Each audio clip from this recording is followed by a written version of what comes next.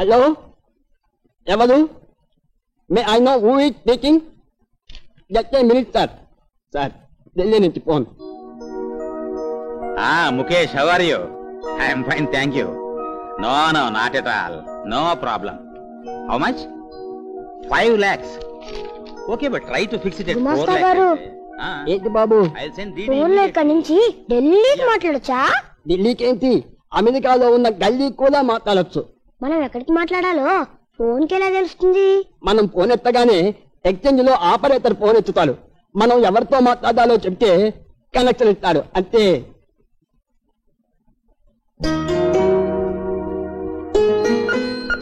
Hello, ఏమండి, మా అమ్మతో మాట్లాడాలి, కొంచెం పిలవరు? ఆవిడ దేవుడి దగ్గర ఉందండి. బాబు, ఒకసారి మీ నాన్నగారికి ఫోన్ ఇవ్వు. వద్దండి, మా నాన్నకి ఎన్నిసార్లు చెప్పినా మా అమ్మని తీసుకురావట్లేదు. అందుకని మా అమ్మని రమ్మని నేనే చెప్తాను. ఒక్క నిమిషం ఉండు.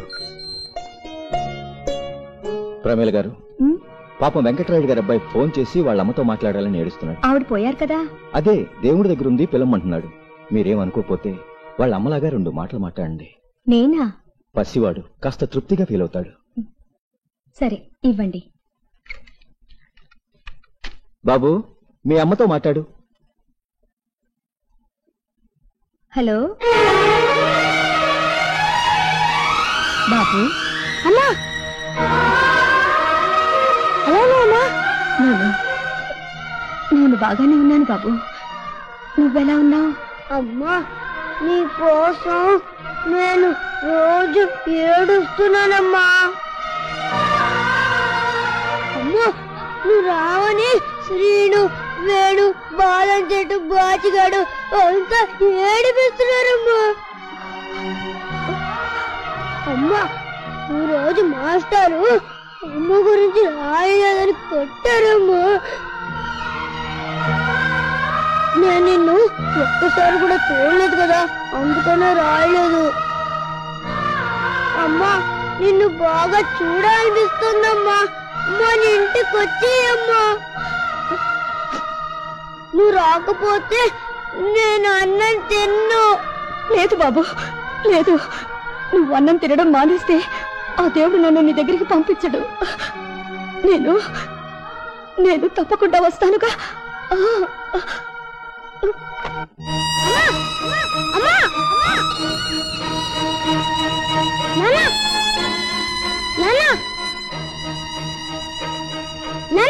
అమ్మతో మాట్లాడాను, అమ్మ ఇంటికి వచ్చేస్తాను. అమ్మ వద్దని చెప్పింది కదా, ఎలాగా వస్తుంది కదా? వస్తుంది బాబు, నిజంగా వస్తుంది. ఒకవేళ అమ్మ రాకపోతే నేనే అమ్మ దగ్గరికి వెళ్ళిపోతాను. బాబు వద్దు, బాబు వద్దు. నీకు తప్పకుండా అమ్మని తీసుకొస్తాను. గంగమ్మత్త, నీకు తెలుసా, రేపు మా అమ్మ వస్తుంది. లేదమ్మా, సాయంత్రం బట్టలు తీసుకురా, రేపు మా అమ్మ వస్తుంది. రే చందు, శ్రీను, ఏంట్రా బామ్మ ఎప్పటికి రాదని చెప్పారుగా, చూసుకోండి రా, రేపు మా అమ్మ వస్తుంది. మీ అమ్మ వస్తుందా? వాళ్ళ నాన్న ఇంకో పెళ్లి చేసుకుంటున్నాడు రా. ఓహో అదా, అయితే ఆ వచ్చేది నీకు అమ్మ కదరా? పిన్ని కాదురా అమ్మ. కాదా పిన్ని? కాదురా అమ్మ. కదే పిన్ని.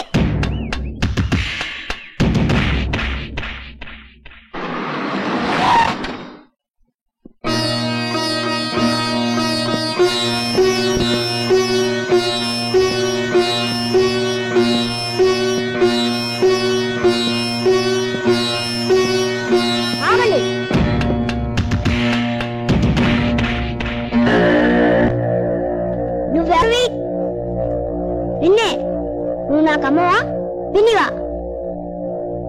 చెప్పు, అమ్మవా పిన్నివా? నేను నీకు పిన్నిని కాదు బాబు, అమ్మని. నిజంగా? దేవుడి మీద ఒట్టు, నిజంగా నేను మీ అమ్మని.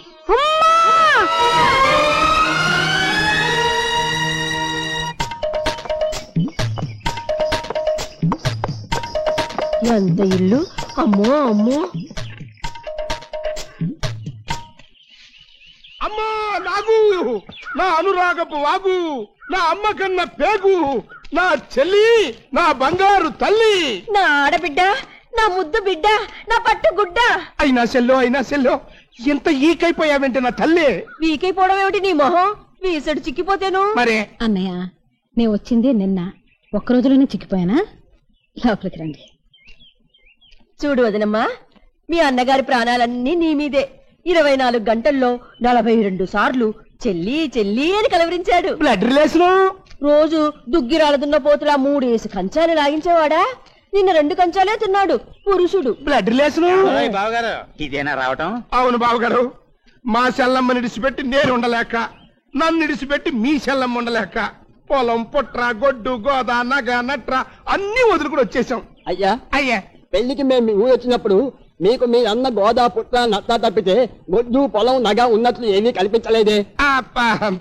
శర్మ గారు క్షమించండి. బావగారు, మీరు ఊ అంటే మా సిస్టర్ని చూసుకుంటూ ఇక్కడే డాగ్స్ లాగా పడుకుంటాం. మీరు మా కూడు కూడా పెట్టక్కలేదు.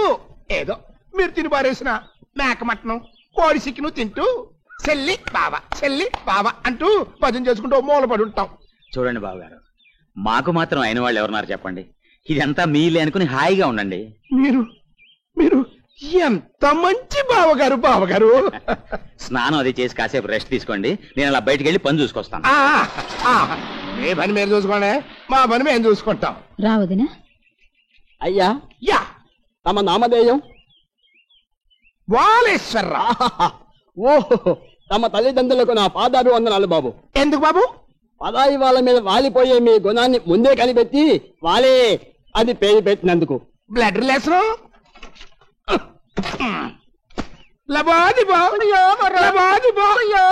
నాగమణి అయిపోయింది. మన హౌస్ మొత్తం మునిగిపోయింది. ఏమైంది? ఈ ఆస్తి మొత్తం ఆ బడుద్దాయి బాబు గారిదనే కదా. రెండో పెళ్ళోడైనా నిన్న ఆయన కట్టబెట్టాం. అవును, జస్ట్ అక్కడే పప్పులో ఏలు కప్పులో కాలు వేశాం. ఆ గుమాస్తా గారిని మస్కా కొట్టి ఇన్ఫర్మేషన్ లాగా బావగారి పేరుతో బెత్తెడు భూమి కూడా లేదంట.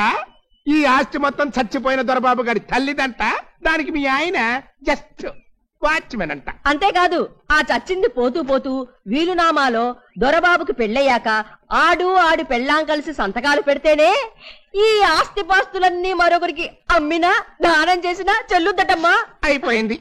మన ప్లాన్ మొత్తం అట్టర్ ఫ్లాప్ అయిపోయింది. Who is speaking? అమ్మా లెక్కన గన్నట్లే చూడు. నా బంగారు కొండ, నువ్వు వెళ్ళి స్నానం చెయ్యి, నేను వచ్చి అన్నం పెడతాను. అలాగేనమ్మా. Out, all out. ఇండియానా పాకిస్తానా? నీ తల్లో పువ్వు పీకిస్తాను. ఏ కుర్ర సన్నాసి చదువు సంజారాన్ని ముద్దవుతాడేమో, మన గుప్పెట్లో పెట్టుకుని లైఫ్ లాంగ్ గేమ్ ఆడొచ్చు కదా అనుకున్నా. ఏదెత్తా నోటికి 116 తెచ్చుకుంటే మన నోట్లో బంకమట్టే.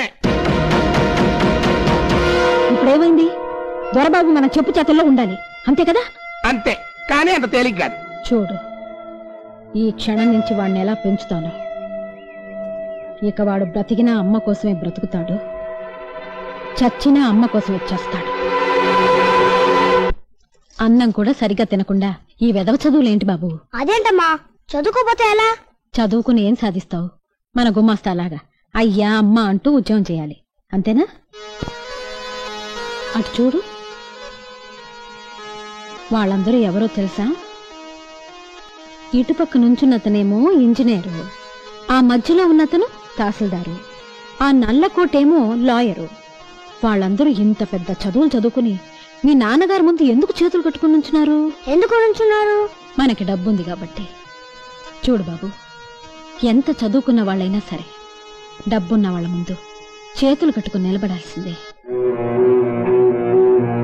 నువ్వు బాగా చదువుకుని వాళ్ళలాగా చేతులు కట్టుకుని నిలబడతావా, లేకపోతే బాగా వ్యవసాయం చేసి డబ్బు సంపాదించి కాలు మీద కాలు వేసుకుని దచ్చా కూర్చుంటావా? నీకేది ఇష్టం? నాకు నా కొడుకు బాగా డబ్బు సంపాదించి కాలు మీద కాలు వేసుకుని కూర్చోవడమే ఇష్టం.